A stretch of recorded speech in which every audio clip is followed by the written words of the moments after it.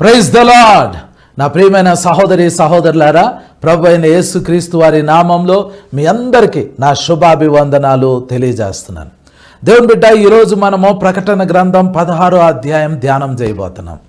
ఈ ప్రకటన గ్రంథం 16వ అధ్యాయము నెరవేర్పు జరిగే కాలంలో నేను ఈ భూమి మీద ఉండను.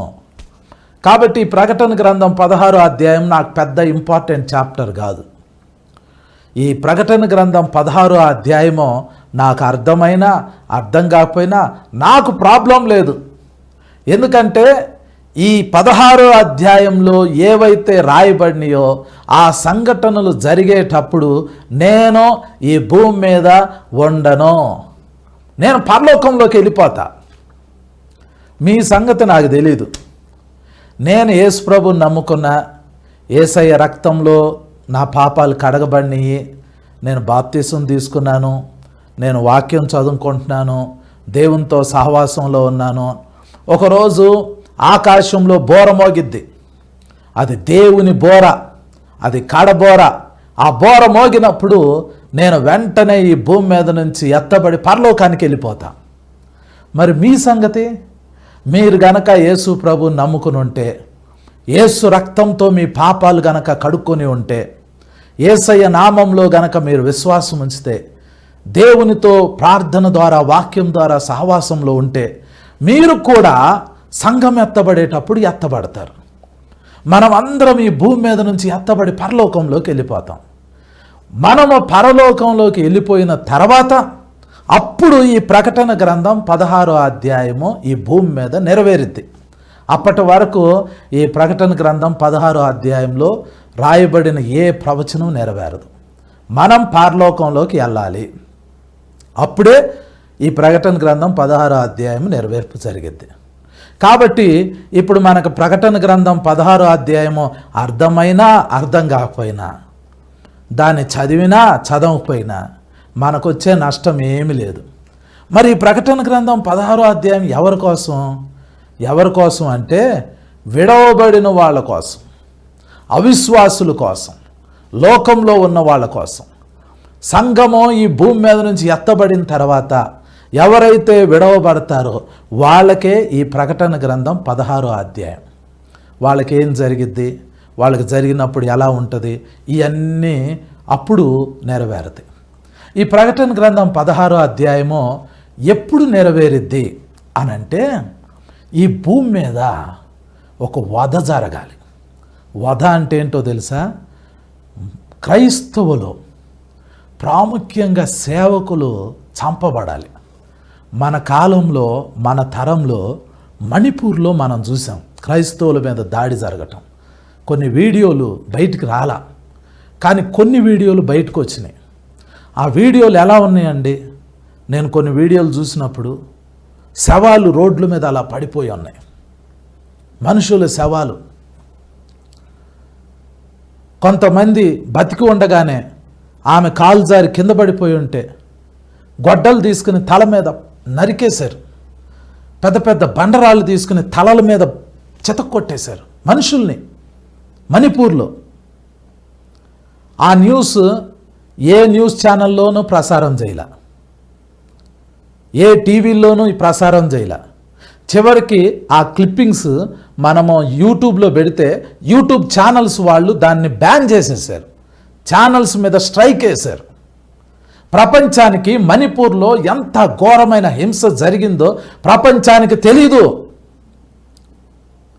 ఎంత రక్తం మణిపూర్లో చిందింపబడిందో, ఎన్ని వేల మంది చంపబడ్డారు, సజీవంగానే మానసికంగా టార్చర్ చేయబడ్డారు. ప్రపంచానికి తెలిసిందా? తెలీలా. సేమ్ అట్లాగే ఒక మణిపూర్లో మాత్రమే కాదు, ప్రపంచం అంతా 197 దేశాల్లో సేవకులు చంపబడాలి. సేవకులు రక్తము ఈ భూమి మీద చిందింపబడాలి. క్రైస్తవులు చంపబడాలి. క్రైస్తవుల రక్తం ఈ భూమి మీద చిందింపబడాలి. అప్పుడే ఈ ప్రకటన గ్రంథం 16వ అధ్యాయం నెరవేర్పు ప్రారంభమైంది. మీకు అర్థమవుతుందా? మనల్ని సృష్టించిన సృష్టికర్త అయిన దేవుడు పరలోకంలో అత్యున్నత సింహాసనం మీద కూర్చున్నాడు. ఆయన కుమారుడు మన ప్రభు అయిన యేసయ్య పరలోకంలో దేవుని సింహాసనానికి కుడి పక్కన కూర్చున్నారు. భూమి మీద మనం ఉన్నాం. ఈరోజు క్రైస్తవులు భూమి మీద అనేక మందికి సువార్త ప్రకటిస్తున్నారు. ఒక రోజు రాబోతుంది, ఆ రోజు ఈ క్రైస్తవుల రక్తము భూమి మీద ఏర్లై పారబోతుంది. భూమి మీద ఉన్న మనుషులు క్రైస్తవుల్ని చంపుతారు. వాళ్ళ రక్తము ఈ భూమి మీద ఏర్లై పారాలి. ఇప్పుడు క్రైస్తవులకి హింసలు ఎక్కడ ఉన్నాయండి? చాలా ప్రాంతాల్లో క్రైస్తవులు మంచిగా ఉన్నారు. భారతదేశంలోనూ బాగానే ఉన్నారు, ఆఫ్రికాలోనూ బాగానే ఉన్నారు, అమెరికాలోనూ బాగానే ఉన్నారు. మనం అనుకుంటాం కానీ చాలా ప్రాంతాల్లో పెద్ద హింసలేం లేవు, మరీ అంత చెప్పుకోదగినంత హింసలు లేవు. కానీ ఒక రోజు రాబోతుంది, ఆ రోజు ప్రపంచమంతా ఒక ఉజ్జీవం రాబోతుంది. ఎక్కడ చూసినా ప్రజలు యేసు ప్రభువు నమ్ముకుంటారు, యేసు ప్రభువు నమ్ముకుంటారు. ఎక్కడ చూసినా ఆ ఉజ్జీవం వచ్చే టైంలో క్రైస్తవులు చంపబడతారు. ఇది నెరవేరాలి. క్రైస్తవులు చంపబడతారు. ఎవరు చంపుతారు? ఒక ప్రపంచానికి, ఈ ప్రపంచానికి ఒక నియంత రాబోతున్నాడు. వాడు క్రీస్తు విరోధి. వాడు ప్రపంచం మొత్తానికి తనను తాను దేవుడిగా పరిచయం చేసుకుంటాడు. నేనే దేవుణ్ణి అంటాడు. వాడిని ఎవ్వరు ఎదిరించలేరు, వాడితో ఎవరు పోరాడలేరు. వాడొచ్చి నేనే దేవుణ్ణి అని చెబుతాడు. మీకు దగ్గర ఒక 50,000 రూపాయలు ఉంటే ఆ 50,000 రూపాయలు పెట్టి నార్త్ కొరియాకి టికెట్ కొనుక్కుని బైబిల్ తీసుకుని నార్త్ కొరియా దేశం వెళ్ళండి. మిమ్మల్ని రాణిస్తారు. నార్త్ కొరియా దేశంలో మీకు వీసా ఇస్తారు, మా దేశంలోకి రండి అని చెప్తారు. మీరు ఎయిర్పోర్ట్లో దిగిన వెంటనే, ఎయిర్పోర్ట్లోకి వచ్చిన వెంటనే అక్కడ రాముడు ఉండడో, కృష్ణుడు ఉండడో, వెంకటేశ్వర స్వామి ఉండడో, అల్లా ఉండడో, జీసస్ ఉండడో, ఎవ్వరి ఫోటోలు మీకు అక్కడ కనపడవు. హిందూ మతమో, క్రిస్టియన్ మతమో, ఇస్లాం మతమో, బౌద్ధ మతమో, సిక్కు మతమో, ఏ మతమో అక్కడ నార్త్ కొరియాలో లేదు. మీరు వెళ్తారు, ఎయిర్పోర్ట్లో దిగుతారు. దిగిన వెంటనే ఆ దేశ అధ్యక్షుడు కిమ్ జాంగ్ ఉన్ అనే అతని యొక్క తాతగారు, తండ్రి గారి యొక్క ఫోటోలు ఉంటాయి. ఎయిర్పోర్ట్లో దిగిన వెంటనే మీరు వాళ్ళకి శిరస్సు వంచి వందనం చేయాలి. మీ తల ఇలా వంచి ఆ తాతకి, ఆ నాన్నకి మీరు నమస్కారం చెప్పాలి. లేదండి నేను హిందూని, నేను మా దేవుణ్ణి నమ్ముకుంటాను, లేదండి నేను ముస్లింని, నేను అల్లాని నమ్ముకుంటాను, లేదండి నేను క్రిస్టియన్ని, నేను యేసు ప్రభుని నమ్ముకుంటాను అని అన్నారనుకోండి, అక్కడ ఊరుకోరు. ఆ దేశంలో ఏ మతం లేదు.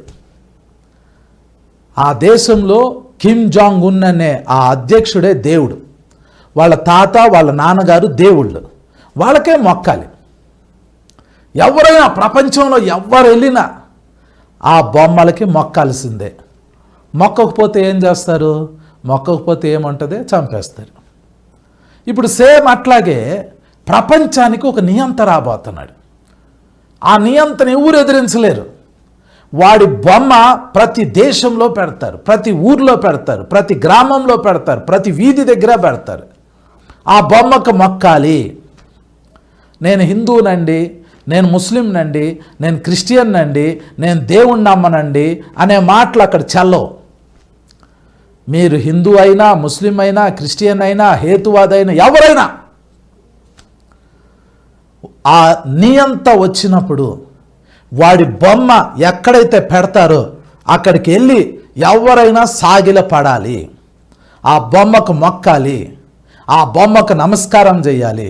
ఆ తర్వాత వాళ్ళు కుడి చేతి మీద కానీ నుదుటి మీద కానీ ఒక ముద్ర వేస్తారు, లేదా ఒక పేరు రాస్తారు, లేదా ఒక నెంబర్ వేస్తారు. అది రాపించుకోవాలి, అప్పుడు రావాలి. లేదు నేను నమ్మను, నేను మొక్కను, నేను సాగిల పడను అంటే చంపేస్తారు. ఆ దినం వచ్చిద్ది. ఎప్పుడు వచ్చిద్ది? కొద్ది రోజుల్లో వచ్చిద్ది. మనం ఈ భూమి మీద ఉన్నప్పుడే వచ్చిద్ది. వచ్చినప్పుడు అందరు వెళ్ళి క్రీస్తు విరోధికి దండం పెడతారు. వాడి బొమ్మకు మొక్కుతారు, వాడి బొమ్మకు సాగిల పడతారు. కుడి చేతి మీద కానీ నుదుటి మీద కానీ వాడి పేరు కానీ వాడి ముద్ర కానీ వాడి సంఖ్య కానీ వేయించుకుంటారు. ఆ క్రీస్తు విరోధిని తమ దేవుడిగా అంగీకరిస్తారు. అప్పుడు అందరూ ఎదిరిస్తారు, కానీ రక్షణ పొందిన క్రైస్తవులు మాత్రము దానికి సాగిలపడరు. అందరూ దానికి సాగిలపడతారు, కానీ రక్షణ పొందిన క్రైస్తవులు మాత్రము దానికి ఆ బొమ్మకి సాగిలపడరు. క్రీస్తు విరోధికి సాగిలపడరు, వాడి బొమ్మకు మొక్కరు, వాడిని దేవుడిగా అంగీకరించరు. క్రైస్తవులు చెప్తారు, అంటే విశ్వాసులు, రక్షింపబడిన క్రైస్తవులు వాళ్ళు చెప్తారు, మేము యేసు ప్రభుకి మా జీవితాన్ని అప్పగించాము, యేసయ్య తప్ప మాకు వేరే ప్రభువు లేరు, కాబట్టి మేము ఆ బొమ్మకు మొక్కము, సాగిలపడము అంటారు. అప్పుడేం చేస్తారు? అప్పుడు ఆ క్రీస్తు విరోధి అనేవాడు ఆ ప్రపంచ నియంత ఒక శాసనం రిలీజ్ చేస్తాడు. ఈ క్రైస్తవులు ఎక్కడెక్కడున్నారో వాళ్ళను పట్టుకుని చంపేయండి అంటారు. ఈ భూమి మీద అప్పుడు క్రైస్తవులు చంపబడతారు. వాళ్ళ రక్తము ఈ భూమి మీద ఏర్లై పారిద్ది. పరలోకంలో ఉన్న తండ్రి అయిన దేవుడు అత్యున్నత సింహాసనం మీద కూర్చున్నాడు. ఆయన కుడి పక్కనే యేసు ప్రభు కూడా కూర్చుని ఉన్నారు. వాళ్ళు భూమి మీద చూస్తూ ఉంటారు. వాళ్ళ నామంలో ఆ దేవుణ్ణి నమ్మిన ఆ విశ్వాసులు ఈ భూమి మీద చంపబడతా ఉంటుంటే, ఆ దేవుణ్ణి నమ్ముకున్న వాళ్ళ రక్తం ఈ భూమి మీద ఏర్లై పారుతూ ఉంటుంటే, పరలోకంలో ఉన్న ఆ తండ్రి అయిన దేవుడు ఏమి మాట్లాడకుండా చూస్తూ ఉంటాడు. యేసు ప్రభు అలా చూస్తూ ఉంటారు. ఎంతకాలమో తెలుసా? తండ్రి అయిన దేవుని దగ్గర ఒక పుస్తకం ఉంది. ఆ పుస్తకంలో కొంతమంది పేర్లు రాసుకుని ఉంచుకున్నాడు తండ్రి అయిన దేవుడు.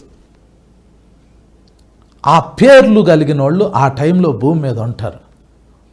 వాళ్ళు ఎవరు అనంటే, దేవుడు వాళ్ళని హతసాక్షుల యొక్క మరణం, వీళ్ళు మరణిస్తారు అంటే దేవుడే స్వయంగా కొంతమందికి ఆ అనుభవం గుండా వెళ్ళేటట్లు చేస్తాడు.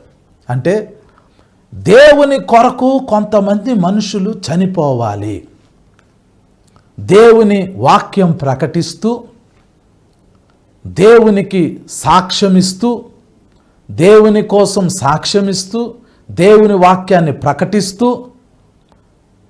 దేవుని నామంలో వాళ్ళు భూమి మీద ఉండినప్పుడు ఆ మనుషులు చనిపోతారు. వాళ్ళని హతసాక్షులు అంటారు. దేవుడు వాళ్ళని దాని కొరకే నిర్ణయించాడు. వీళ్ళు నా వాక్యం ప్రకటిస్తూ, నా గురించి సాక్ష్యం చెప్తూ వీళ్ళు మరణిస్తారు. వీళ్ళు మరణించినప్పుడు ఈ మరణం ద్వారా వాళ్ళు నా దగ్గరికి వస్తారు. వాళ్ళు నాకు ప్రియులు, వాళ్ళు నాకు ఇష్టలు, వాళ్ళు నిత్యము నాతో ఉంటారు, వాళ్ళు నాకు నమ్మకమైన వాళ్ళు, భూమి మీద అలాంటి మరణించి నా దగ్గరికి వస్తారు అని వాళ్ళ పేర్లు పుస్తకంలో రాసుకున్నాడు. ఆ లిస్టు ఎంతమంది పేర్లు అయితే ఉన్నాయో ఆ లిస్టులో ఉన్న నేమ్స్ అన్నీ నెరవేరేంత వరకు, అవి సంపూర్ణంగా నెరవేరేంత వరకు ఈ భూమి మీద వాళ్ళ రక్తం చిందుతానే ఉంటుంది. ఇది ఎక్కడ రాయబడింది? ప్రకటన గ్రంథం 6వ అధ్యాయం 9వ వచనంలో రాయబడింది. ఆయన 5వ ముద్రను విప్పినప్పుడు దేవుని వాక్యము నిమిత్తమును తాము ఇచ్చిన సాక్ష్యము నిమిత్తమును వధింపబడిన వారి ఆత్మలను బలిపీఠం క్రింద చూచితిని. వారు, నాదా సత్యస్వరూపి పరిశుద్ధుడా, ఎందాక తీర్పు తీర్చుకయు మా రక్తము నిమిత్తము భూనివాసులకు ప్రతిదండన చేయకయు ఉందువని బిగ్గరగా కేకలు వేసిరి. తెల్లని వస్త్రము వారిలో ప్రతి వానికి ఇయ్యబడెను. మరియు వారి వలెనే చంపబడబో వారి సహదాసుల యొక్కయో సహోదరుల యొక్కయో లెక్క పూర్తి అగు వరకు ఇంకా కొంచెము కాలము విశ్రమింపవలనని వారితో చెప్పబడెను. అక్కడ ఏం రాయబడింది? దాని అర్థం ఏంటి? ఆల్రెడీ యేసు ప్రభు గురించి సాక్ష్యం చెప్పి దేవుని వాక్యం చెప్పినందుకు ఆల్రెడీ చాలామంది చంపబడ్డారు ఈ భూమి మీద. వాళ్ళ రక్తం ఆల్రెడీ భూమి మీద చిందింది. వాళ్ళ ఆత్మలు ఆల్రెడీ దేవుని దగ్గర ఉన్నాయి. ఆ ఆత్మలు దేవునితో అడుగుతున్నాయి, ప్రభువా మమ్మల్ని ఆల్రెడీ చంపేశారు, మేము భూమి మీద ఉన్నప్పుడు యేసయ్యా నీ గురించి సాక్ష్యం ఇచ్చినందుకు, నీ వాక్యం ప్రకటించినందుకు భూమి మీద మమ్మల్ని ఆల్రెడీ చంపేశారు. ఇప్పుడు మేము నీ దగ్గరికి వచ్చాము, మరి మమ్మల్ని చంపినందుకు వాళ్ళకి తీర్పు తీర్చవా అని ఆ ఆత్మలు దేవుని దగ్గర అడిగితే దేవుడు చెబుతున్నాడు, లేదు ఇప్పుడే నేను తీర్పు తీర్చను. భూమి మీద మీలాగే నాకు సాక్ష్యం ఇచ్చేవాళ్ళు, నా వాక్యం ప్రకటించేవాళ్ళు ఇంకా చంపబడాలి. వాళ్ళ లెక్క పూర్తి అయిన తర్వాత నేను తీర్పు తీరుస్తాను అని అంటాడు. ఇప్పుడు చెప్పండి, ఆ నియంత వచ్చినప్పుడు, క్రీస్తు విరోధి వచ్చినప్పుడు, వాడు మనం యేసయ్య గురించి వాక్యం చెప్తే, యేసయ్య గురించి సాక్ష్యం చెప్తే వాడు ఊరుకుంటాడు అనుకుంటున్నారా? వాడు మనల్ని చంపుతాడు. అప్పుడు క్రైస్తవుల రక్తమే భూమి మీద విస్తారంగా చిందింపబడింది. ఆస్ట్రేలియాలో క్రైస్తవుల రక్తం చిందింపబడింది, అమెరికాలో క్రైస్తవుల రక్తం చిందింపబడింది, ఆఫ్ఘనిస్తాన్లో క్రైస్తవుల రక్తం చిందింపబడింది, ఇండియాలో క్రైస్తవుల రక్తం చిందింపబడింది, శ్రీలంకలో క్రైస్తవుల రక్తం చిందింపబడింది. ఈ భూమి మీద 197 దేశాలు ఉన్నాయి. ఈ 197 దేశాల్లో క్రైస్తవులు అనేవాళ్ళు ఎక్కడెక్కడైతే ఉన్నారో వాళ్ళు యేసయ్య గురించి సాక్ష్యం ఇచ్చినందుకు, దేవుని వాక్యం ప్రకటించినందుకు వాళ్ళ రక్తము ఈ భూమి మీద చిందింపబడిద్ది. అప్పుడు ఏం జరిగిద్ది? అప్పుడు దేవునికి కోపం వచ్చింది. ఆ దినము ఉగ్రతా దినము. అప్పుడు దేవుడు ఏం చేస్తాడంటే పరలోకం నుండి బయలుదేరి ఈ భూమి మీదకు తన కోపాన్ని కుమ్మరించేటట్లుగా ఆయన ప్రభావంతో రాబోతున్నాడు. ఈ ప్రవచనం ఎక్కడ రాయబడింది? యెషయా గ్రంథము 26వ అధ్యాయము 20వ వచనంలో ఈ ప్రవచనం రాయబడింది. నేను చదువుతున్నాను చూడండి. యెషయా గ్రంథము 26వ అధ్యాయము 20వ వచనము. నా జనమా, ఇదిగో వారి దోషమును బట్టి భూనివాసులను శిక్షించుటకు యెహోవా తన నివాసంలో నుండి వెడలి వచ్చుచున్నాడు అని రాయబడింది. ఈ ప్రవచనం నెరవేరాలి. ఈ ప్రవచనం ఎలా నెరవేరబోతుంది? దేవుడు అంటున్నాడు, నా జనమా, ఇదిగో వారి దోషమును బట్టి భూనివాసులను శిక్షించుటకు యెహోవా తన నివాసములో నుండి వెడలు వచ్చుచున్నాడు. అంటే అర్థం ఏంటి? దేవుడు తన నివాసము నుండి బయలుదేరి రాబోతున్నాడు. తన నివాసం ఎక్కడుంది? పరలోకంలో తండ్రి అయిన దేవుడు తన సింహాసనం మీద కూర్చున్నాడు. అది ఆయన నివాసం.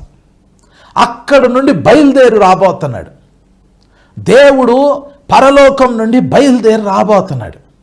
ఎక్కడికి వస్తాడు? భూమి మీదకి వస్తాడు. మనం అప్పుడు దేవుణ్ణి అడగాలి, అయ్యా పరలోకం నుండి నువ్వెందుకు బయలుదేరి వస్తున్నావు?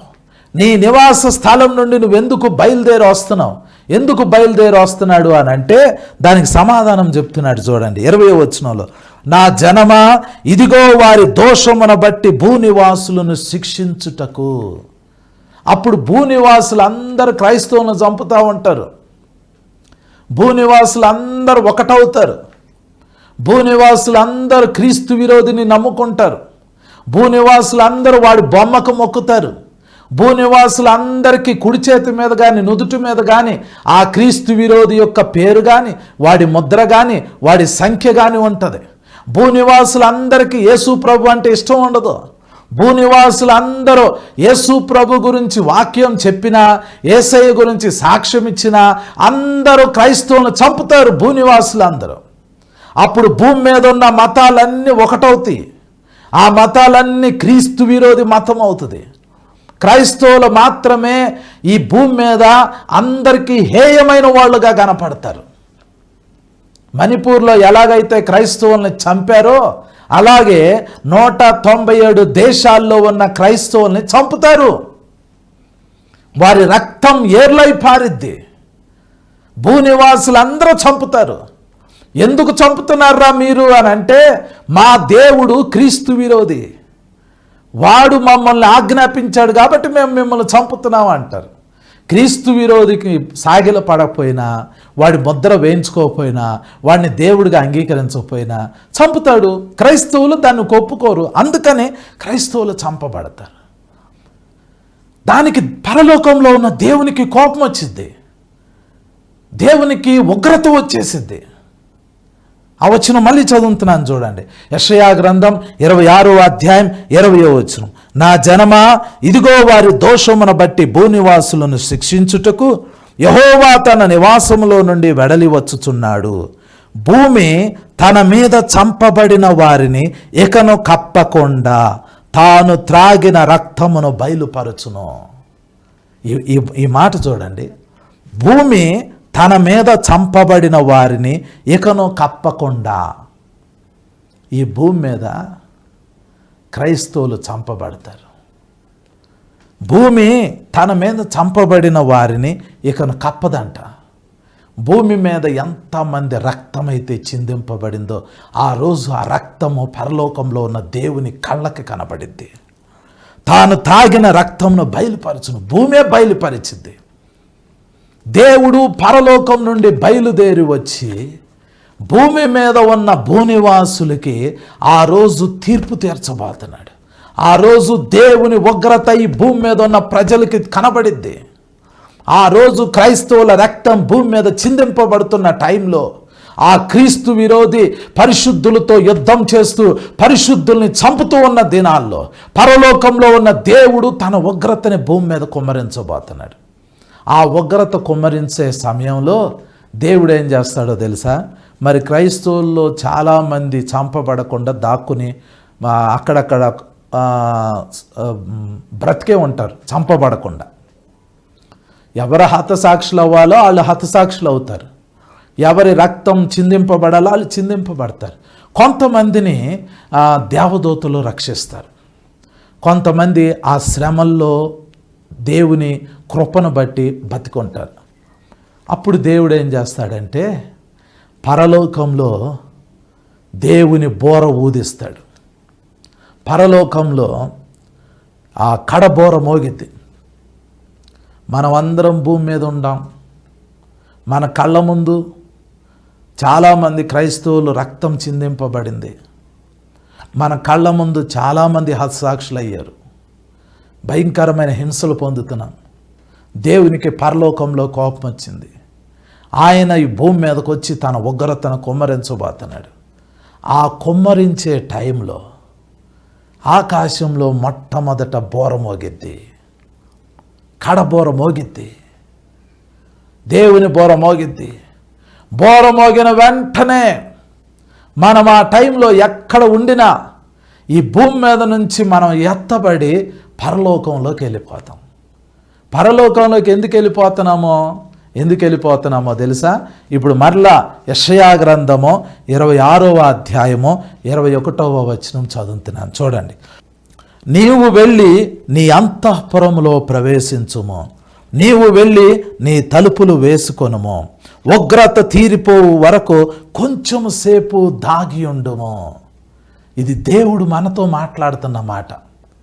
ఆ రోజు మనకి దేవుడు మాట్లాడే మాట ఇది. ఏమని చెప్తున్నాడు దేవుడు? దేవుడు అంటాడు, పరలోకంలో ఉన్న సృష్టికర్త అయిన దేవుడు యెహోవా తండ్రి మనతో ఏమంటాడంటే, నేను భూమి మీద నా ఉగ్రతను కుమ్మరించబోతున్నా. ఈ క్రీస్తు విరోధి మీద, ఈ అబద్ధ ప్రవక్త మీద, సాతాను మీద, ఈ భూమి మీద ఉన్న హేయమైన ప్రజల మీద నేను ఉగ్రతను కుమ్మరించబోతున్నా. ఉగ్రత కుమ్మరించే టైంలో నువ్వు భూమి మీద ఉండకూడదు. దేవుని సంఘమా, నువ్వు భూమి మీద ఉండకూడదు. తెస్సలోనియులకు రాసిన మొదటి పత్రిక 5వ అధ్యాయము 9వ వచనంలో రాయబడింది, ఏలయనగా మన ప్రభు అయిన యేసుక్రీస్తు ద్వారా మనము రక్షణ పొందుటకే నియమింపబడ్డాం. కానీ ఉగ్రత పాలవటానికి నియమింపబడలా. మనల్ని దేవుడు రక్షించాడు. మన మీద ఉగ్రత రాదు.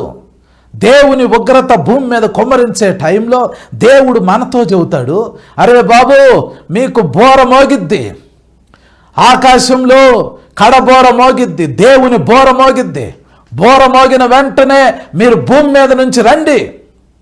మనం అడగాలి, అయ్యా ఆకాశంలో బోర మోగిద్ది, కడబోర మోగిద్ది, మీ బోర మోగిద్ది, మేము వస్తాం, ఎక్కడికి రావాలి అని అంటే దానికి సమాధానం చెబుతున్నాడు, నీవు వెళ్ళి నీ అంతఃపురంలో ప్రవేశించుము. పరలోకంలో ఒక అంతఃపురం ఉంది.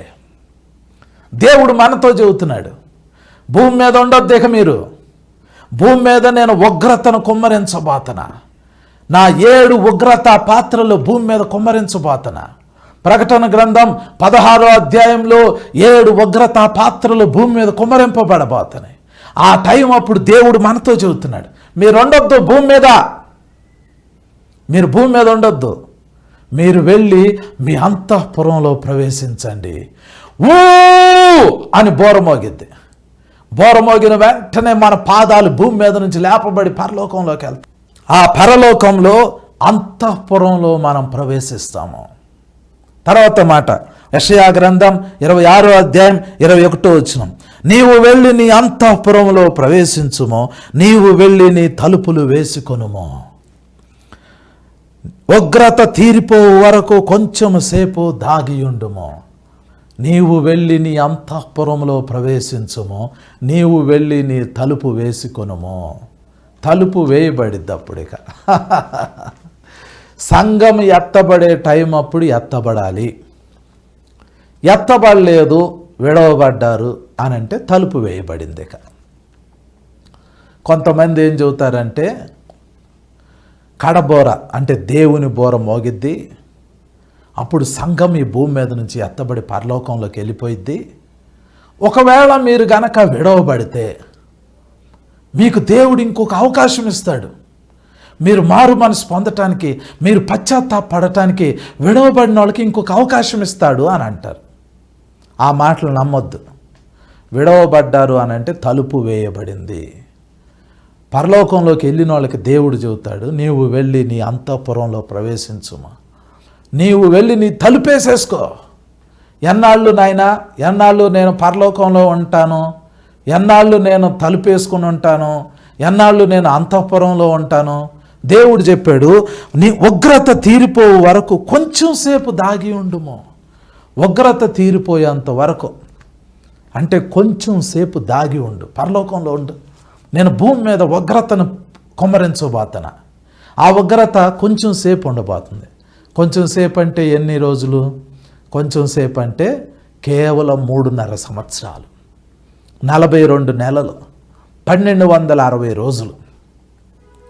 ఆ 1260 రోజులు లేదా 42 నెలలు లేదా 3.5 సంవత్సరాలు దేవుని ఉగ్రత పరలోకం నుండి భూమి మీద కుమ్మరింపబడబోతుంది. ఆ రోజు ఏం జరిగిద్దో తెలుసా? అది ఎలా ప్రారంభమైద్దో తెలుసా? ఆకాశంలో బోరమోగిద్ది, సంఘం భూమి మీద నుంచి పరలోకంలోకి వెళ్ళిపోయిద్ది. అప్పుడు భూమి మీద ప్రజలు విడవబడిన వాళ్ళు ఉంటారు, క్రీస్తు విరోధి ఉంటాడు, అబద్ధ ప్రవక్త ఉంటాడు, సాతాను భూమి మీద ఉంటాడు. అప్పుడేం జరిగిద్దో తెలుసా? మనం పరలోకంలోకి వెళ్ళిపోయిన తర్వాత ప్రకటన గ్రంథం 6వ అధ్యాయం 12వ వచనం చదువుతున్నాను చూడండి. ఆయన 6వ ముద్రను విప్పినప్పుడు నేను చూడగా పెద్ద భూకంపము కలిగెను. మనం ఏడుండం, మనం పరలోకంలోకి వెళ్ళిపోయాం. భూమి మీద అప్పుడు పెద్ద భూకంపం కలిగిద్ది. అది ఎంత పెద్ద భూకంపమో తెలీదు. బైబిల్ చెబుతుంది పెద్ద భూకంపం వచ్చేసిద్ది. ఆ భూకంపానికి ఏం జరిగిద్ది? అసలు ఇది ఎంత భయంకరమైందో తెలుసా? సంఘం ఎత్తబడిన తర్వాత అది చాలా డేంజరస్ థింగ్ అండి. ఆకాశంలో ఫ్లైట్ వెళ్తూ ఉంటుంది. ఆ ఫ్లైట్ నడిపే పైలట్ గనక రక్షణ పొందున్నాడు అనుకోండి, ఆ బోర మోగిద్ది, ఫ్లైట్ నడుపుతున్న పైలట్ ఎత్తబడి పరలోకంలోకి వెళ్ళిపోతాడు. ఆ విమానంలో 100 మంది ఉండొచ్చు, 500 మంది ఉండొచ్చు, 1000 మంది ఉండొచ్చు. ఆ విమానం అలాగే వెళ్ళిపోయి పాట్ని ఎక్కడో కొట్టుకుని మొత్తం చచ్చిపోతారు. ఎందుకంటే పైలట్ ఎత్తబడి పరలోకంలోకి వెళ్ళాడు. మరి విమానంలో ఉన్న 1000 మంది చచ్చిపోయారు అనుకోండి, మరి వాళ్ళ పరిస్థితి ఏంటి? వాళ్ళ శరీరాలన్నీ ఆ ఫ్లైట్ అగ్నిలో కాలిపోతాయి, వాళ్ళ ఆత్మలు మాత్రం డైరెక్ట్గా నరకంలోకి వెళ్ళిపోతాయి. కారు నడుపుతూ ఉంటారు.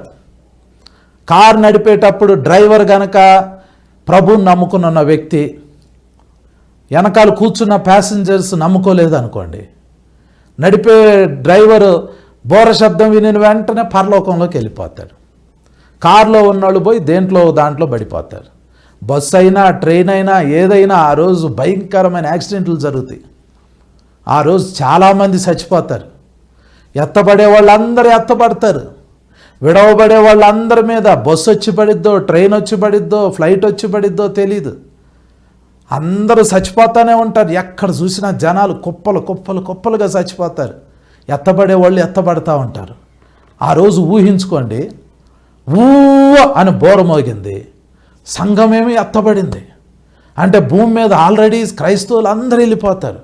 విడవబడిన వాళ్ళేమో ఈ యాక్సిడెంట్లకి చచ్చిపోతూ ఉంటారు. ఏదేదో గందరగోళం జరుగుతూ ఉంటుంది. అంత గందరగోళం జరుగుతున్నప్పుడు ఇప్పుడు ఇక్కడ ఏం జరిగింది? పెద్ద భూకంపం వచ్చేసింది. ఆల్రెడీ ఫ్లైట్లు నేల మీద పడిపోయి, కార్లు పడిపోయి, ట్రైన్లు పడిపోయి, బస్సులు పడిపోయి, ఇంత ఘోరమైన హింస జరుగుతుంటే ఈలోపు పెద్ద భూకంపం వచ్చేసింది. పెద్ద భూకంపం వస్తే ఏం జరిగిద్ది? ఆల్రెడీ యాక్సిడెంట్ల ద్వారా చచ్చిపోతుంటే ఇప్పుడేమో ఈ పెద్ద స్కై స్క్రాపర్స్ 10 అంతస్తులు, 20 అంతస్తులు, 30 అంతస్తులు బిల్డింగ్స్ కుప్పగూలి పడిపోతాయి. చిన్న హౌసెస్ కుప్పగూలి పడిపోతాయి. డూప్లెక్స్ హౌసెస్ కుప్పగూలి పడిపోతాయి. అందరూ చచ్చిపోతూ ఉంటారు మనుషులు. ఆ రోజు నరకంలోకి వెళ్ళే జనాలు విపరీతంగా హౌస్ఫుల్ అయిపోతూ ఉంటుంది. పరలోకంలోకి ఆల్రెడీ సంఘం వెళ్ళిపోయింది. ఓరి నాయనో, ఇక భూమి మీద ఎంత నరకం ఉంటుందో చూడండి. ఇంత భయంకరమైన హింస, పెద్ద భూకంపం వచ్చేసింది. తర్వాత ఏం జరిగింది? ప్రకటన గ్రంథం 6వ అధ్యాయం 12వ వచనం.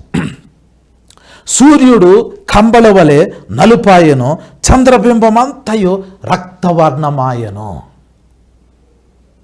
మనం అప్పుడు ఏడుండం కదా, మనం పరలోకంలోకి వెళ్ళిపోతాం. సూర్యుడు నల్లగా అయిపోతున్నాడు, చంద్రుడు ఎర్రగా అయిపోతున్నాడు. సూర్యుడు వెలుగుండదు, చంద్రుడు వెలుగుండదు. అప్పుడేం జరిగిద్ది? తర్వాత చూడండి, పెద్ద గాలి చేత ఊగులాడు అంజూరపు చెట్టు నుండి అకాలపు కాయలు రాలినట్టు ఆకాశ నక్షత్రములు భూమి మీద రాలెను. ఆకాశ నక్షత్రాలు రాలటం అంటే తోక చుక్కలు, నిజంగా నక్షత్రాలు కాదు. ఆకాశం నుండి తోక చుక్కలు వచ్చి పాట్ పాట్ పాట్మని పడతాయి. పెద్ద తోక చుక్కలు భూమిని ఢీ కొడతా ఉంటాయి.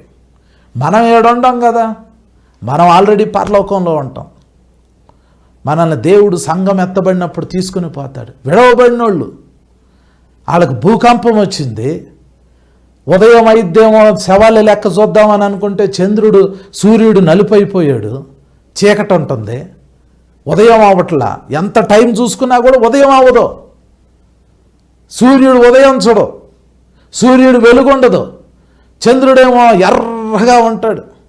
ఆ చంద్రుడు వెలుగు సరిపోదు, కరెంటు ఉండదు, మనుషులు చనిపోతూ ఉంటారు యాక్సిడెంట్లు వలన, భూకంపం వలన. ఈలోపు చూస్తే ఆకాశం నుంచి నక్షత్రాలు అంటే ఆ యొక్క తోక చుక్కలు వచ్చి భూమిని పాట్మని కొడతా ఉంటుంది. ఆ తర్వాత ఏం జరిగిద్ది? మరియు ఆకాశ మండలము చుట్టబడిన గ్రంథము వలెనై తొలగిపోయెను. ప్రతి కొండయు ప్రతి ద్వీపమును వాటి స్థానములు తప్పెను. ఇది ఇంకా భయంకరం.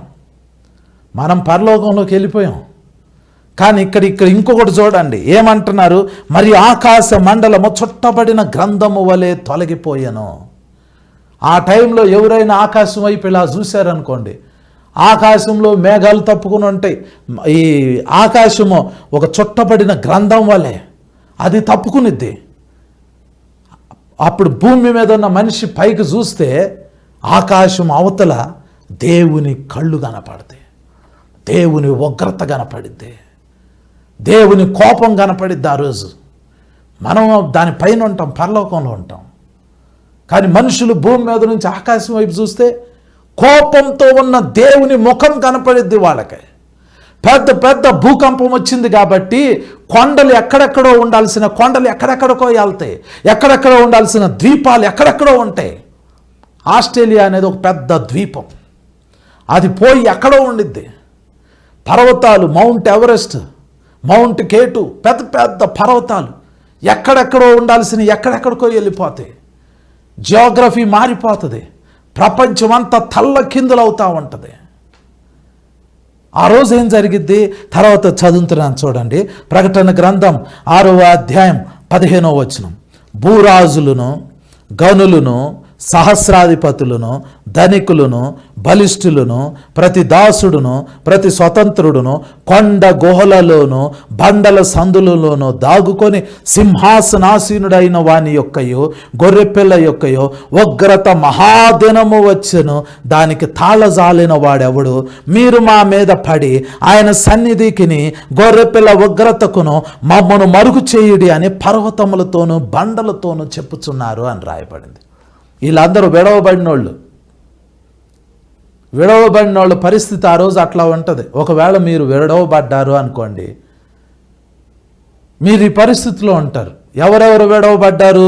భూరాజులు, ఈ భూమిని పరిపాలించే రాజులు, పొలిటీషియన్స్.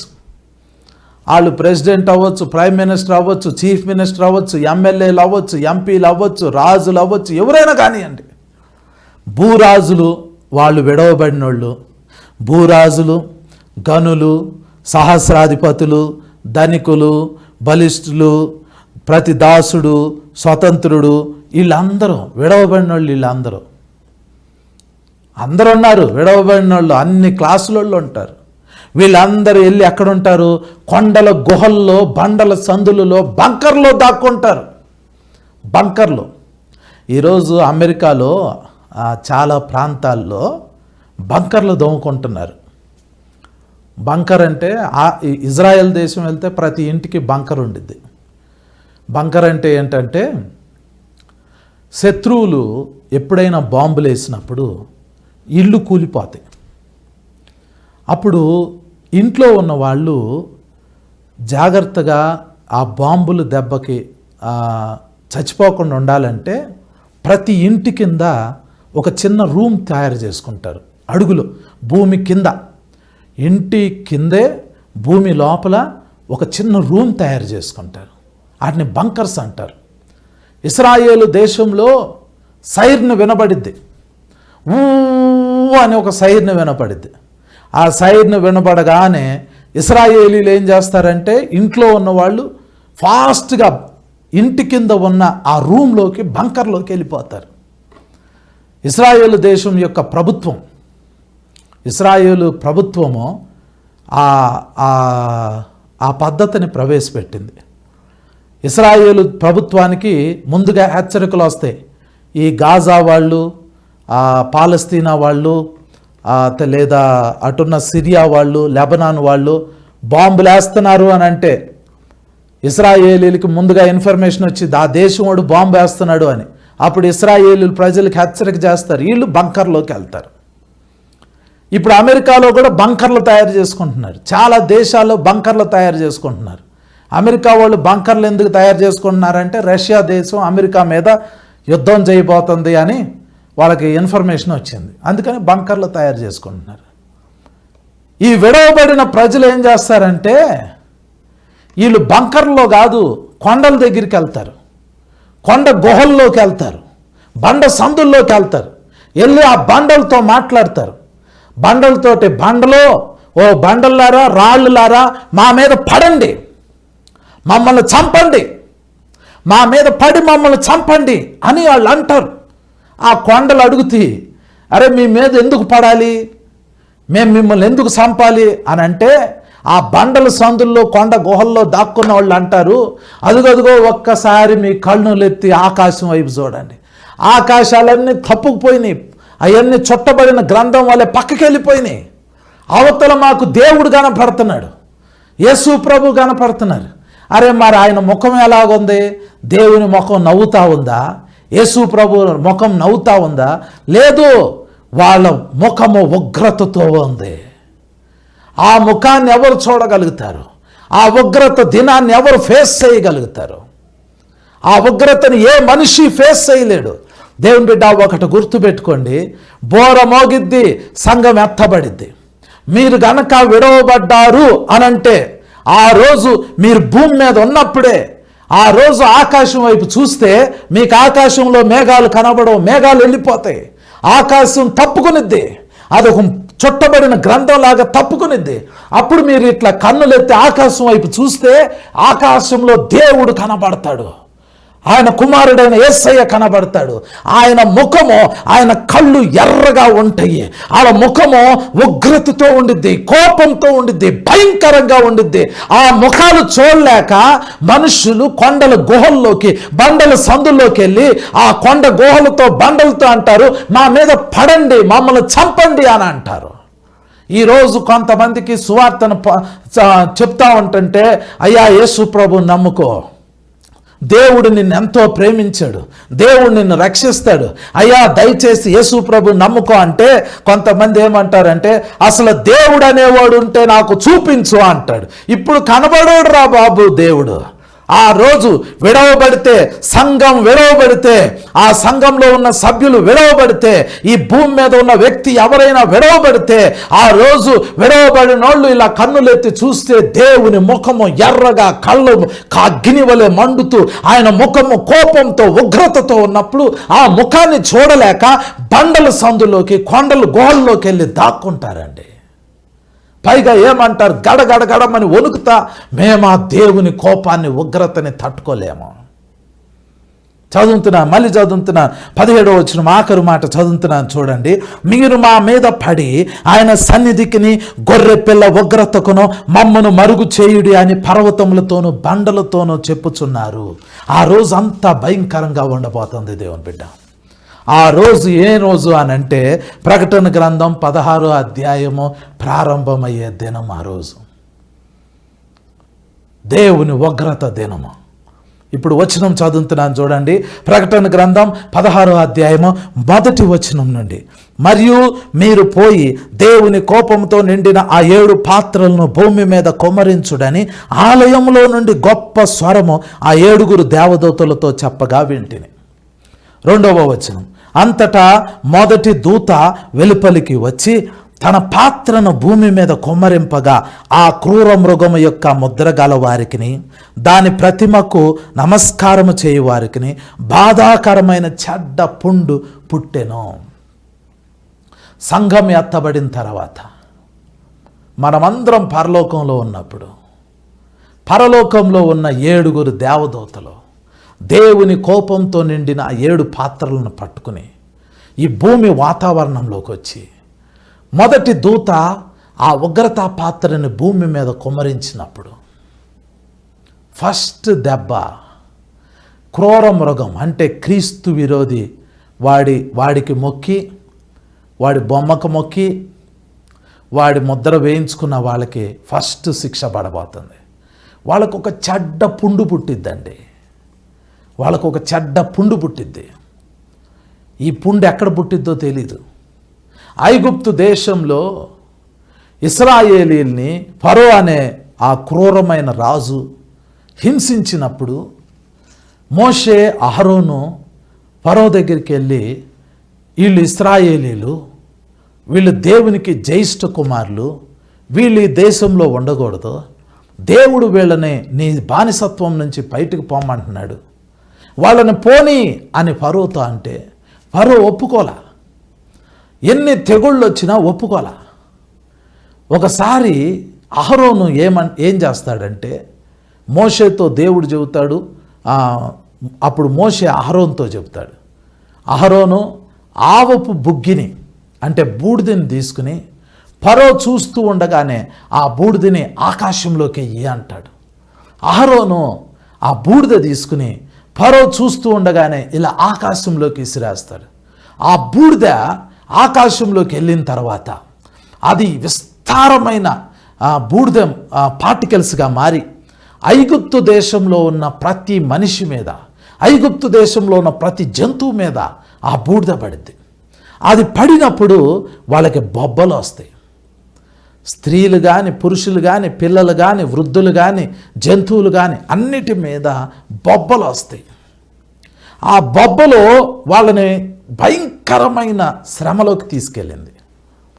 ఫరో తట్టుకోలేకపోయాడు, ఐగుప్తు ప్రజలు తట్టుకోలేకపోయాడు. సేమ్ అదే దేవుడు అదే అద్భుతాన్ని ఈ క్రీస్తు విరోధి టైంలో మళ్ళీ చేయబోతున్నాడు. 666 ముద్ర వేయించుకున్న వాళ్ళు విడవబడతారు. క్రీస్తు విరోధికి సాగిలపడ్డ వాళ్ళు, వాడి బొమ్మకు మొక్కిన వాళ్ళు విడవబడతారు.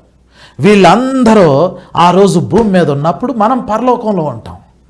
అప్పుడు ఈ మొదటి దూత దేవుని ఉగ్రతని భూమి మీద కుమ్మరించినప్పుడు వాళ్ళకేదో చెడ్డ పుండు పుట్టిద్ది. ప్రతి మనిషికి ఆ పుండు ఉండద్ది. అది ఎన్ని నెలలు ఉండిద్దో తెలీదు. అది ఎంత బాధకరమైన పుండో మనకు తెలియదు. జనరల్గా బైబిల్లో హిజ్కియా అని ఒక రాజు ఉన్నాడు. ఆయన్ని దేవుడు బాగా ఆశీర్వదించాడు, చాలా గొప్పగా ఆశీర్వదించాడు. ఆశీర్వదిస్తే హిజ్కియా రాజుకి ఒక టైంలో కొద్దిగా గర్వం వచ్చింది. గర్వం వచ్చినప్పుడు దేవుడు ఏం చేస్తాడంటే ఒక చిన్న శిక్ష పెడతాడు. శిక్ష ఏంటంటే ఆయనకు ఒక రోగం వచ్చింది, మరణకరమైన రోగం. ఆ హిజ్కియా అనే రాజుకి మరణకరమైన రోగం వచ్చింది. ఏంటి ఆ రోగం అంటే ఆయనకు కూడా శరీరంలో ఎక్కడో ఒక పుండు పుట్టింది. ఆ పుండు వల్ల హిజ్కియా మంచాన పడ్డాడు. ఆ పుండు వల్ల ఆ మనిషి చనిపోబోతున్నాడు. ఇప్పుడున్న భాషలో ఆ పుండుని క్యాన్సర్ అంటారు అని అంటున్నారు. హిజ్కియా రాజుకి క్యాన్సర్ వచ్చింది అని అంటారు. అయితే హిజ్కియా అనే రాజు పశ్చాత్తాపడతాడు, దేవుని సన్నిధిలో ఏడుస్తాడు. ప్రభువా, నాయనా, నేను నీ సన్నిధిలో యథార్థంగా నడిచానయ్యా, నీతిగా నడిచానయ్యా, నన్ను క్షమించయ్యా, నేను చేసిన పాపాన్ని క్షమించయ్యా, ఒక్కసారి నన్ను రక్షించయ్యా, నన్ను స్వస్థపరచయ్యా. దేవుని సన్నిధిలో పశ్చాత్తాపడ్డాడు. అప్పుడు దేవుడు ఏం చేస్తాడంటే హిజ్కియా పశ్చాత్తాపడ్డాడు కాబట్టి హిజ్కియాని స్వస్థపరుస్తాడు. ఒక ప్రవక్తతో చెబుతాడు, యెషయా అనే ప్రవక్తతోటి, నువ్వు వెళ్ళు, హిజ్కియా ఏడుస్తున్నాడు, హిజ్కియా కన్నీళ్లు విడువుట నేను చూశాను, హిజ్కియా కన్నీళ్లు విడువుట నేను చూశాను కాబట్టి నేను అతన్ని రక్షించాలనుకుంటున్నా, అతన్ని స్వస్థపరచాలనుకుంటున్నా. కాబట్టి నువ్వు వెళ్ళి అతనితో చెప్పు, నేను అతన్ని స్వస్థపరుస్తున్నాను, అతన్ని బాగు చేస్తున్నాను, అతనికి ఆయుష్ ఇస్తున్నాను. నువ్వు వెళ్ళి అంజూరుపు అడలు తీసుకుని దాన్ని పేస్ట్ చేసి ఆ పుండు మీద పెట్టు, స్వస్థపడుతాడు అని దేవుడు చెప్పాడు. ఆ వచనం చదువుతున్నాను చూడండి. యెషయా గ్రంథము 38వ అధ్యాయము 21వ వచనం. మరియు యెషయా అంజూరుపు పండ్ల ముద్ద తీసుకొని ఆ పుండుకు కట్టవలెను, అప్పుడు అతడు బాగుపడునని చెప్పాను.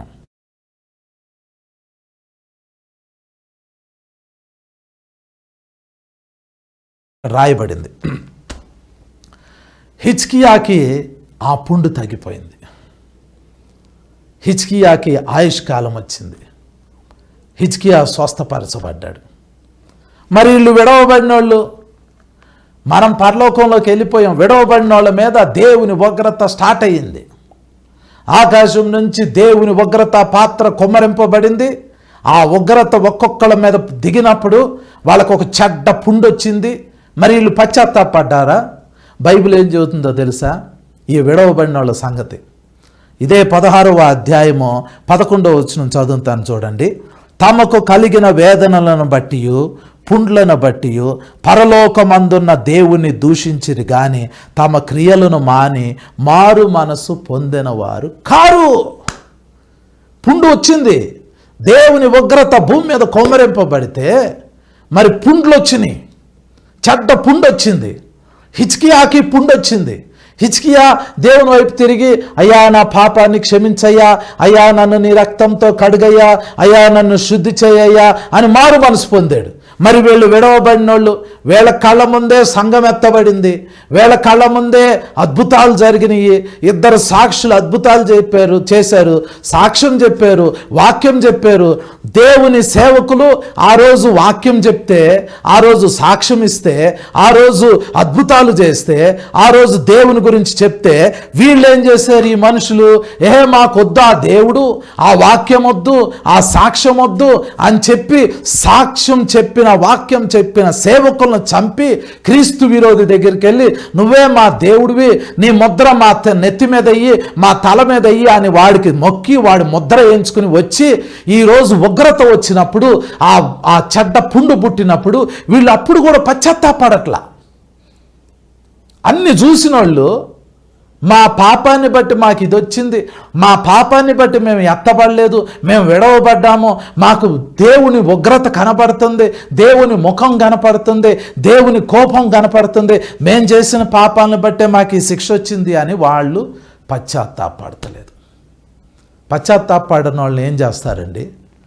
మారు మనసు పొందండి రా అని అంటే మారు మనసు పొందనోడిని మూర్ఖుడు అంటారు. వీళ్ళు మూర్ఖులు, వీళ్ళు మారు మనసు పొందరు. తర్వాత వచనం చదువుతున్నాను చూడండి. ప్రకటన గ్రంథం 16వ అధ్యాయం 3వ వచనం. రెండవ దూత తన పాత్రను సముద్రంలో కుమ్మరింపగా సముద్రము పీనుగా రక్తము వంటిదాయను, అందువలన సముద్రంలో ఉన్న జీవ జంతువులన్నీ చచ్చెను. మూడవ దూత తన పాత్రను నదులలోను జలధారలలోను కుమ్మరింపగా అవి రక్తమాయను. అప్పుడు వర్తమాన భూతకాలములలో ఉండు పవిత్రుడా, పరిశుద్ధుల రక్తమును ప్రవక్తల రక్తమును వారు కార్చినందుకు తీర్పు తీర్చి వారికి రక్తము త్రాగనిచ్చితివి, దీనికి వారు పాత్రులే.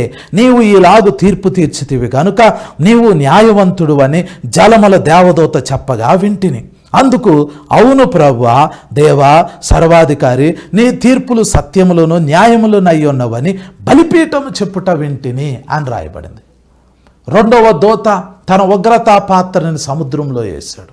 మూడవ దూత తన ఉగ్రతా పాత్ర జలధారల మీద వేశాడు. సముద్రంలో ఉన్న నీళ్ళన్నీ రక్తమైపోయినాయి. జలధారులు అంటే నదులు, బావులు, ఇంకా ఈ యొక్క సరస్సులు అన్నీ రక్తమైపోయినాయి. భూమి మీద విడవబడిన వాళ్ళు ఆ రోజు తాగటానికి నీళ్లు లేవు. సముద్రంలో ఉన్న జంతువులన్నీ చచ్చిపోయినాయి, వాడలన్నీ చచ్చిపోయినాయి. ఇంత చూసినా వాళ్ళు మారు మనసు పొందట్లా. విడవబడిన వాళ్ళు మారు మనసు పొందరండి.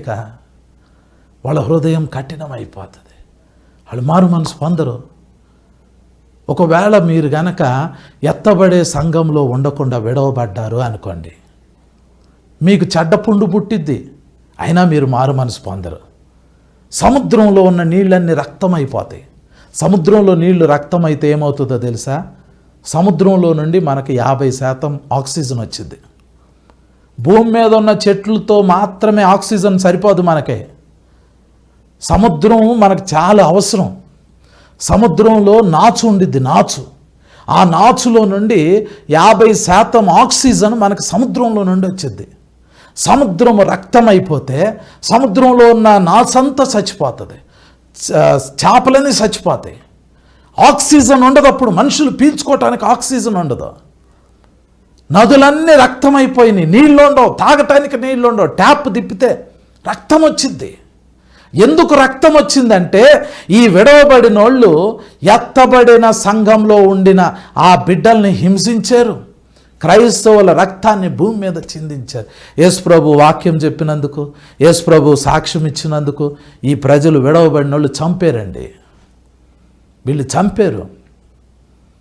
చంపారు కాబట్టి పరలోకంలో ఉన్న దేవునికి కోపం వచ్చింది. నా బిడ్డలను చంపారురా మీరు, నా కుమారుడు యేసు ప్రభు గురించి నా బిడ్డలు వాక్యం చెప్తే ఆ వాక్యం మీరు వినకుండా, మీ పాపాలు కడుక్కోకుండా, మీరు మారు మనసు పొందకుండా మీరు చంపారు. నిన్ను ముట్టినవాడు నా కనుగుట్టును ముట్టినట్టు అని దేవుడు చెప్పాడు. ఆ రోజు ప్రతీకారం చేస్తున్నాడు. ఆ రోజు ఎంత భయంకరంగా ఉందో చూడండి. ఆ రోజు ఎంత భయంకరంగా ఉండబోతుందో చూడండి. వాళ్ళు మారు మనసు పొందరు. విడవబడిన వాళ్ళకి మారు మనసు ఉండదండి. ఒకవేళ మీరు విడవబడ్డారు అని అంటే మారు మనసు అనేది లేదు. ఇంకొక వాక్యం చదువుతున్నాను చూడండి. ప్రకటన గ్రంథం 6వ అధ్యాయం 16వ అధ్యాయం 8-9 వచనాలు. నాలుగవ దూత తన పాత్రను సూర్యుని మీద కొమ్మరింపగా మనుష్యులను అగ్నితో కాల్చుటకు సూర్యునికి అధికారం ఇవ్వబడెను. కాగా మనుషులు తీవ్రమైన వేడిమితో కాలిపోయి ఈ తెగుళ్ళ మీద అధికారం గల దేవుని నామమును దూషించిరి గాని ఆయనను మహిమపరుచునట్లు వారు మారు మనసు పొందిన వారు కారు. మారు మనసు రాదిక.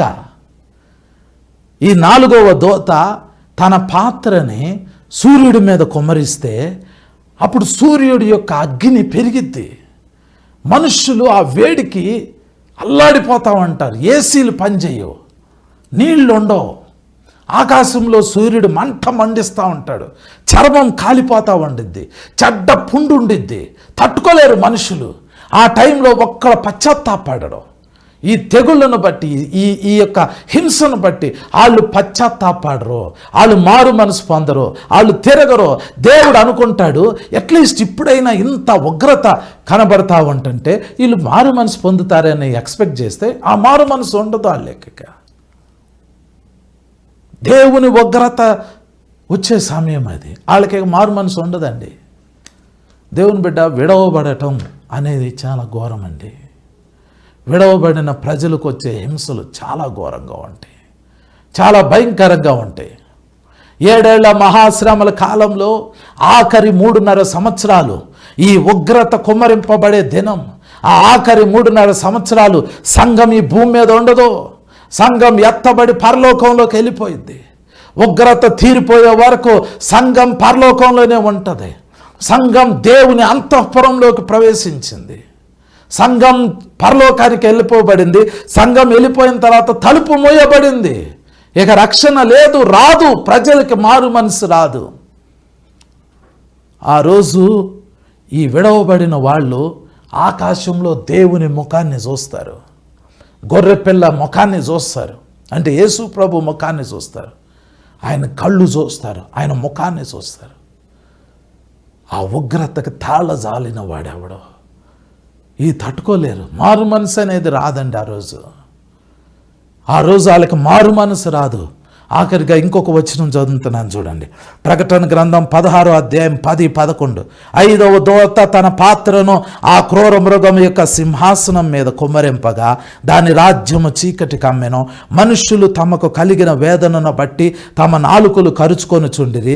తమకు కలిగిన వేదనలను బట్టి పుండ్లను బట్టి పరలోకమందున్న దేవుని దూషించిరి గాని తమ క్రియలను మాని మారు మనస్సు పొందిన వారు కారు. దేవుని ఉగ్రతతో నిండిన 7 పాత్రలు భూమి మీద కుమ్మరింపబడతా ఉంటుంటే, భూమి మీద విడవబడిన ఈ ప్రజలు, ఈ క్రీస్తు విరోధి ముద్ర వేయించుకున్న ప్రజలు, ఈ క్రీస్తు విరోధిని నమ్ముకున్న ప్రజలు, దేవుడిని చూసి, దేవుడి అద్భుతాలు చూసి, దేవుని సాక్ష్యమిని, దేవుని వాక్యమిని, దేవుని వైపు తిరిగి మారు మనసు పొందిన వాళ్ళు కాదు. వాళ్ళకి ముద్ర ఉంది. వాళ్ళు క్రీస్తు విరోధికి సాగిలపడ్డారు. అయినా కూడా దేవుడు ఏం ఎక్స్పెక్ట్ చేస్తున్నాడంటే, నా ఉగ్రత కొమ్మరింపబడేటప్పుడు అట్లీస్ట్ ఇప్పుడైనా వీళ్ళు మారు మనసు పొందుతారేమో అనే దేవుడు ఎదురు చూస్తే, నేను మళ్ళీ చదువుతున్నాను చూడండి. ప్రకటన గ్రంథం 16వ అధ్యాయం 11వ వచనము. తమకు కలిగిన వేదనలను బట్టి పుండ్లను బట్టి పరలోకమందున్న దేవుణ్ణి దూషించిరి గాని తమ క్రియలను మాని మారు మనస్సు పొందిన వారు కారు. ఆ రోజు దేవుణ్ణి దూషిస్తారు కానీ మారు మనసు పొందట్లా, మారు మనసు పొందట్లా. అది రాదు. దేవుని బిడ్డ, మారు మనసు పొందటానికి కూడా టైం ఉండిద్ది. అది పోయిన తర్వాత ఇక ఎంత వాక్యం చెప్పినా, ఎంత సాక్ష్యం ఇచ్చినా ఇక మారు మనసు రాదు. విడవబడితే వాళ్ళకి ఇక మారు మనసు రాదండి. ఎప్పుడు బోర మోగిద్దో, ఎప్పుడు సంఘం ఎత్తబడిద్దో, ఆ ఎత్తబడే సంఘం అప్పుడు, ఆ బోర మోగినప్పుడు నువ్వెట్లా ఉంటావో, ఆ రోజు నువ్వు సరిగ్గా లేకపోతే విడవబడితే ఇక అవకాశం లేదు, తలుపు మొయ్యబడింది. ఇదే రక్షణ దినం, నేడే రక్షణ దినం. ఈరోజు ప్రభువుకి నీ జీవితాన్ని అప్పగించు. ఇంత గొప్ప రక్షణ మనం నిర్లక్ష్యం చేసిన ఎడల ఎలాగూ తప్పించుకుంటామండి. యేసు ప్రభువుని నమ్ముకోండి. ప్రభు మిమ్మల్ని రక్షిస్తాడు. కళ్ళు మూసుకుందాం. పరిశుద్ధుడా తండ్రి, నాయన ఈ సమయంలో బిడ్డలను జ్ఞాపకం చేసుకోండి నాయన. నాయన వారు నిన్ను నమ్మారు తండ్రి, నీ నామంలో విశ్వాసం ఉంచారు నాయన. నాయన నీ రక్తంతో తమ పాపాలు కడుక్కున్నారు తండ్రి. నాయన నీ నామంలో బాప్తిసం తీసుకున్నారు నాయన. యేసయ్య, రక్షణ పొందిన ఈ బిడ్డలను మీరు కాపాడండి తండ్రి. ఇంకా రక్షణ లేని వారు ఎవరైతే ఈ వాక్యం వింటున్నారో విడవబడకుండా ఎత్తబడే సంఘంలో ఉండేటట్లు వారి హృదయాలు తెరవండి నాయన. నాయన వారిని రక్షణలో స్థిరపరచండి తండ్రి. నీ గొప్ప కార్యాలు వారి జీవితాల్లో జరిగించమని యేసు నామంలో ప్రార్థించి వేడుకొంచున్నాం తండ్రి. ఆమేన్, ఆమేన్, ఆమేన్.